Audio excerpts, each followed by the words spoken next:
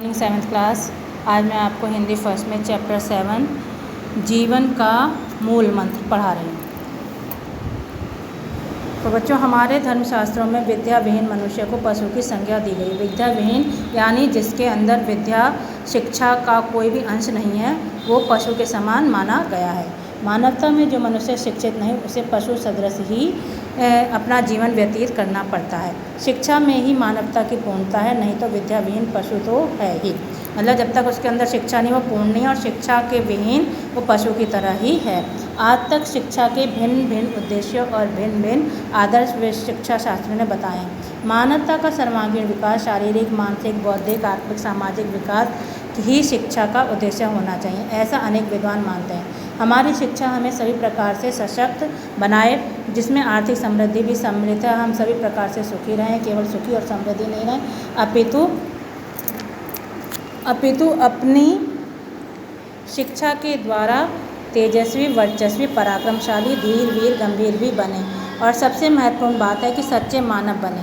इस प्रकार की शिक्षा के वातावरण में पल बढ़कर ही वास्तविक शिक्षा के वास्तविक उद्देश्य प्राप्त किए जा सकेंगे। इस सुंदर आदर्श को श्वेतस्वत्रोपनिषद में एक मंत्र में बड़ा ही सुंदर ढंग से कहा गया है। कैसे कहा गया है? ओम सह न भवतु सह न भुनक्तु सह वीर्यं करवावहै तेजस्विनावधीतमस्तु माँ विद्विषावहै। अर्थात मानव का पूर्ण विकास करने के लिए यह आवश्यक है कि उसकी शिक्षा पूरी हो, यानी पूर्ण हो। प्राचीन वैदिक परंपरा में इस मंत्र का गुरु तथा शिष्य दोनों मिलकर पाठ प्रारंभ करने से पूर्व तथा अंत में प्रतिदिन उच्चारण किया करते थे, जिससे मानवता को पूर्ण करने वाली शिक्षा का उद्देश्य हर समय उनके सम्मुख रहता था। इस मंत्र में शिक्षा के 5 उद्देश्य बताए गए हैं।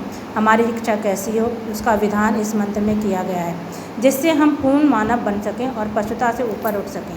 तो पहला शब्द है सहनावास्तु। इसका क्या मतलब है कि गुरु तथा शिष्य एक दूसरे की रक्षा करने में समर्थ हों, मिलकर परस्पर रक्षा करें, अपने राष्ट्र की रक्षा करें, अपने धर्म की रक्षा करें, अपनी जाति और भाषा की रक्षा करें, अपनी संस्कृति की रक्षा करें, किसी शत्रु से पराजित ना हो। पराजय की भावना हमारे भीतर कभी ना रहे। यह तभी संभव है जब हम साथ साथ रक्षा कार्य करें, यानी शिक्षक और विद्यार्थी मिलकर साथ में कार्य करेंगे, तब वो हर क्षेत्र में विजयी होंगे। हमारी शिक्षा हमें एक सूत्र में बांधने वाली हो।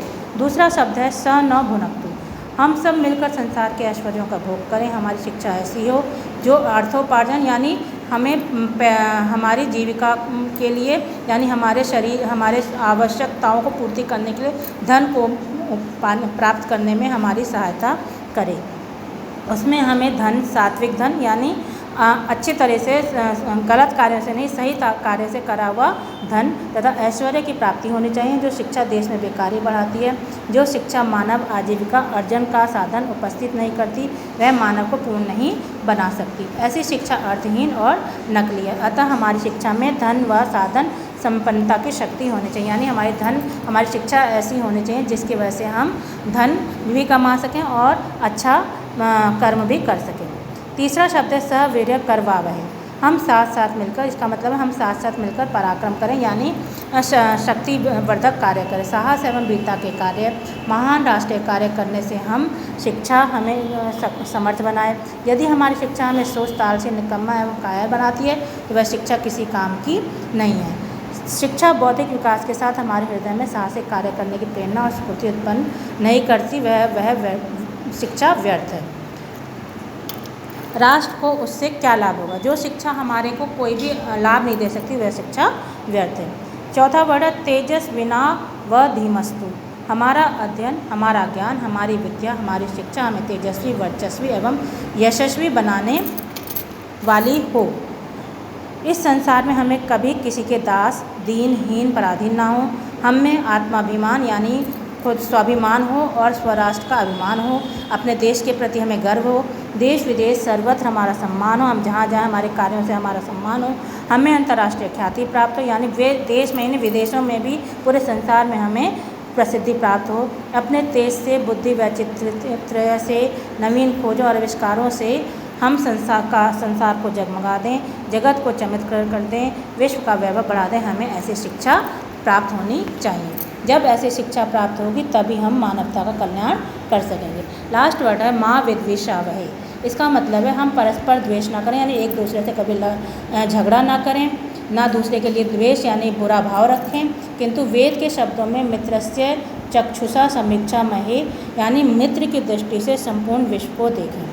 मानव तो मानव, सब पशु पक्षियों और कीट पतंगों को भी हम अपना मित्र और सहयोगी समझें, यानी पूरे दुनिया के लोगों को हम अपना मित्र समझें। अहिंसा परमो धर्म, यही मूल तत्व है, यानी अहिंसा ही परम धर्म है, यानी किसी को मारना पीटना नहीं चाहिए, वही हमारा सबसे बड़ा धर्म है, जिससे समय समय पर भगवान बुद्ध, भगवान महावीर, सम्राट अशोक, महाप्रभु चैतन्य, ऋषि दयानंद, योगी अरविंद आदि महापुरुषों की प्रेरणा प्राप्त होती रही है। यह विश्व शांति रूपी भवन ही दृढ़ आधारशिला है। इस प्रकार शिक्षा की यह पंचांगी योजना ही मानव को पूर्ण विकास की ओर अग्रसर करने में समर्थ होती है। इसी से विश्व शांति संभव हो सकेगी। पाठ समाप्त।